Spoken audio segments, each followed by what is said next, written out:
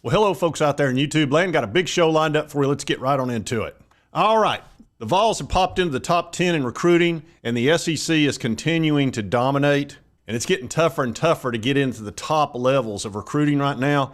A lot of the teams are filling up. Of course, we know with early signing day being in December, a lot of these players want to get this over with prior to their senior season. So everything's in a rush. And this has been a big month for commitments. And that will continue up until the season gets rolling. And if you haven't pretty much gotten your class together, you're in huge catch-up mode, and it's not a good situation to be in. Remain calm. All is well.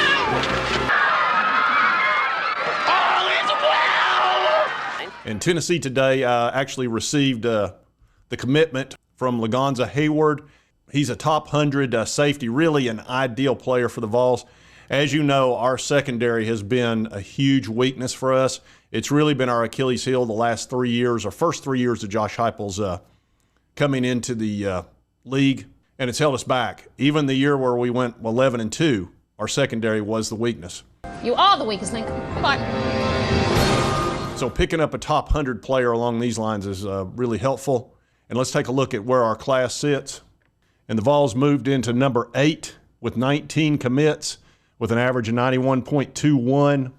And Tennessee's looking to land a couple of more here coming up. A 4-star tight end by the name of Brame. He's actually committed to Oregon, but he's a possible flip. Also a 4-star linebacker in the name of Perlotti, who is he's committed to Georgia, but he may flip. It's hard to say. We just picked up Gass, who is another 4-star linebacker, so it's hard to really say whether or not we'll get him as well. That'd be a nice pickup. And the most important one to me is coming up on August 3rd, and that's Faison Brandon. He is the #1 player in the country, quarterback. And having him commit that early would be huge for 2026. It would really get it off to the races, and he could be a big-time Pied Piper for the Vols. He's an ideal fit. He's a dual-threat guy, really a Hendon Hooker 3.0. And these quarterbacks, they see this offense, and they realize it's kind of ideal for a guy who can mix it up like that. Now, the SEC is really killing it in recruiting. And let's take a look at our top 10. And I'm going to tell you who the top 5 are going to be because it's absolutely perfectly obvious. Now, Ohio State's ahead of Alabama right now, but only because they've got 2 more commits. Alabama's going to have the #1 recruiting class in the country when this is all said and done, when they're finished. 5 stars is ridiculous. Kalen DeBoer needs to let up. I'm really shocked at how well he's done. I thought he would come in and struggle a little bit like he did out there in Washington. Not the case at all. But the reason they're going to be #1, they've got an average of 94, which is absurd. So they're going to finish #1 regardless. Ohio State will fall to 2nd or 3rd. They've got a real nice average as well, 93.76. I would probably figure they'll finish 2nd. That's the one SEC team that will stick in the top 4 or 5 is Ohio State. And by the way, they're spending last year they spent $20 million on NIL, which is the #1 amount spent for a team on NIL that we're aware of. And this has actually been reported, and the players have to disclose their NIL money, so we know that's accurate. So $20 million, and that was last year, and it's probably only going to go up. We're not sure what the other NIL deals are. I'm assuming between 10 and 12 million for a lot of the teams. Unless you're a Texas or a Texas A&M where you got all that oil money, then, it's whatever you want to spend. Haven't you noticed? You got to be a man to play in my league. You can see Georgia sitting at #3. I think that's where they're probably going to finish when it's all said and done. They're sitting at 21 commits. They'll either finish 3rd or tied for 3rd or something. LSU is doing a great job. Look at their average at 93.82. And LSU is sitting down in a perfect situation. You got Brian Kelly, who's a good, solid coach. He's got the entire state of Louisiana to recruit from, and he doesn't have any competition within the state, just like Georgia. So they're going to get who they want, and they're doing exactly that. This is going to be a fine class, and they're definitely going to be in the top 5. Just have the defense run sprints.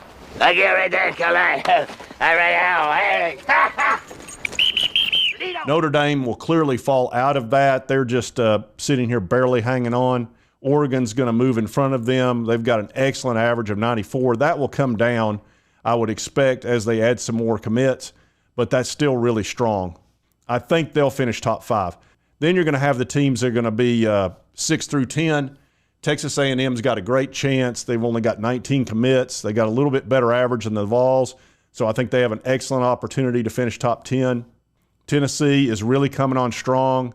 If they pick up David Sanders, they're pretty much guaranteed top 10, falling between that 6 and 10. Oklahoma, they're going to fall out of the top 10. They don't have quite as good an average. They got to be at least at 91 to have any chance, but they're going to have a really good class, so, there's nothing to cry about. Miami has an excellent chance of maybe getting in the top 10. I fully expect Clemson to. As you can see, they got a very nice average, so they'll finish in the top 10 almost certainly. Michigan's got a legitimate chance with a nice average, and also Texas. Look at Missouri. Missouri's sitting here with a nice average. They got a chance to be in the top. They'll finish top 15. Missouri's doing a great job. That's a team that normally finishes 20 to 30, and sometimes even worse. So they're starting to make some moves. And here's Florida State. They have a legitimate chance because of their average of somehow getting into the top 10. They just got to really finish strong to do that. And then Auburn's sitting in a nice spot. They'll finish top 15. And then everybody else is going to finish after that. But let's take a look at additional SEC teams where they sit. All right, so Kentucky's sitting at number 21. I think they'll finish top 20 in recruiting because they've only got 17 commits and a decent average. They got a chance. Top 20, I would think. USC's not doing nearly as good as they typically will. Their average is so-so. I don't know what's going on there with Lincoln Riley. He might be getting on a little bit of a hot seat, after he screwed over Oklahoma the way he did and ran for the money, which he could have got right there in Oklahoma if he'd just been straight with them. But look, when you're scared to death of entering the SEC like he was, he did the right thing for himself. When danger reared its ugly head, he bravely turned his tail and fled. Yet brave Sir Robin turned about. Yeah, brave Sir Lincoln took off. But here's the thing. If he keeps screwing up at USC and now they're in the Big Ten where they got to play some teams, he may not make it. He just may not. He may need to go back to being an offensive coordinator where he's more comfortable. South Carolina sitting at number 28. They've had a bit of a struggle. Their average is not very good. It's Shane Beamer's on the hot seat, and everybody knows it.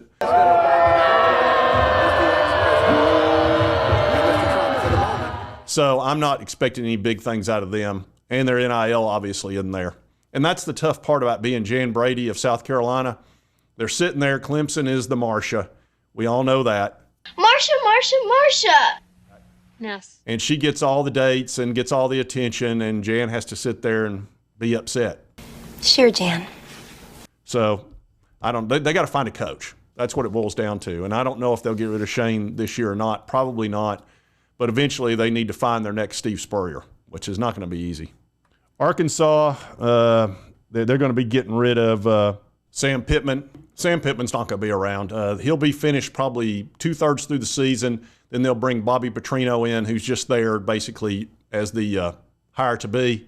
So I don't see them doing much better than top 30, 35th or something. Who knows? And some of these may bounce. Let's see. Let's go forward. Mississippi State, they're going to have to improve this for their new coach to have much of a chance. You can't be 33. You're going to have to get in the top 20 to have any chance in the SEC. That's Jeff Levy's new team. Ole Miss. Now here, this normally would upset you if you're an Ole Miss fan because they're sitting at 46th. This means nothing. Lane Kiffin doesn't care about recruiting. He's not going to spend his time on it. He's going to spend all his time and energy in the transfer portal. He's going to get proven guys. He's going to hire mercenaries, which is what he wants to do, which is what he is. It makes sense. You're going to go back to who you are. He is a mercenary. He is a coach for hire. That's why he's bounced so much. And he's going to bounce again, probably to Florida. So he's not concerned about long-term building a program. He wants to get the transfer portal, bring in his best guys, and win today. And then he'll worry about the future later on. And, oh my gosh, for poor Florida, we got to hit the dreaded load more.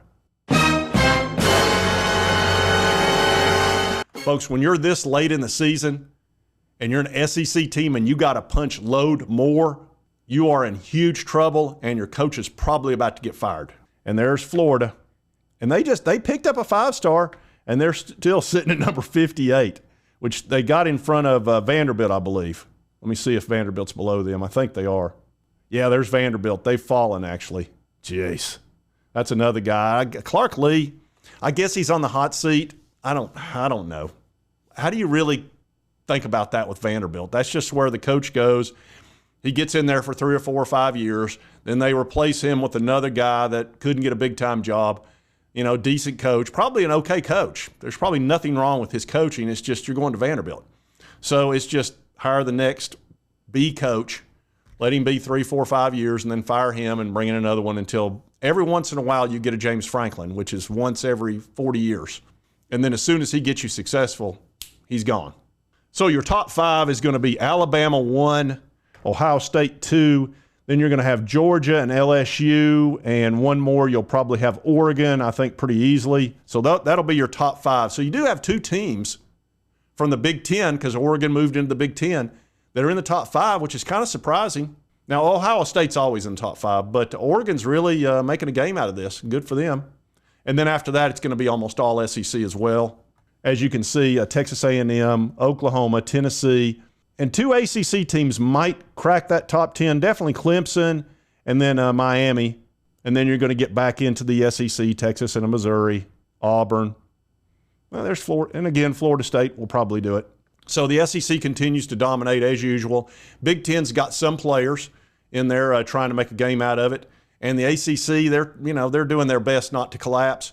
Which we'll see what happens. I tell you, I'm hearing all kinds of things about the ACC. Some people think they're just going to limp through this and continue sticking with the conference. I've heard through the grapevine that there's getting ready to be something dropped next week that could have a significant role in this thing about Jim Phillips. We'll see how that plays out. But anyway, just wanted to do a little recruiting update, and pretty happy about my Vols getting in the top 10, picking up a top 100 safety. We're not far away from this season starting. It's going to be fantastic. I know a lot of you fans out there are pumped, and you should be. With the 12-team playoff, this is going to be unbelievably exciting. You're going to have games that in the past have really not meant that much except to the team's fan bases. Now it's going to mean a ton. And it's also going to be nice that if you lose a game early in the season, it's not over. In the past, God, if you lost one game in the first 4, it was, you might as well just forget it. You couldn't win a national title. It's over. Nothing is over. Nothing. You just don't turn it off. This year, you'll have a legitimate chance of that. And that is important when you're in the SEC, where you're going to have to play super difficult teams. If you're over here in some little pipsqueak conference, like some of these teams have done over the years, you're not going to lose a game because you're playing nothing but little sisters of the poor. So I think the playoff's going to be fantastic, especially for these teams that are just below the very top tier, which, look, the top tier's been Georgia, Alabama, Ohio State, and, pick your 4th. And that's been it. Now you're going to have a bunch of teams involved, which means your team might be involved. Might be my team and your team. We'll see. But I'm getting pumped about it. Anyway, if you like this content, be sure to hit that like button. Let's continue to cover all these big college sports stories. If you've not subscribed, boom, boom, boom, hit that little button. I'd appreciate it. It doesn't cost you a dime. And right over here is the most recent video that YouTube thinks you'll enjoy. And we'll see you next time on Sports Talk Jay.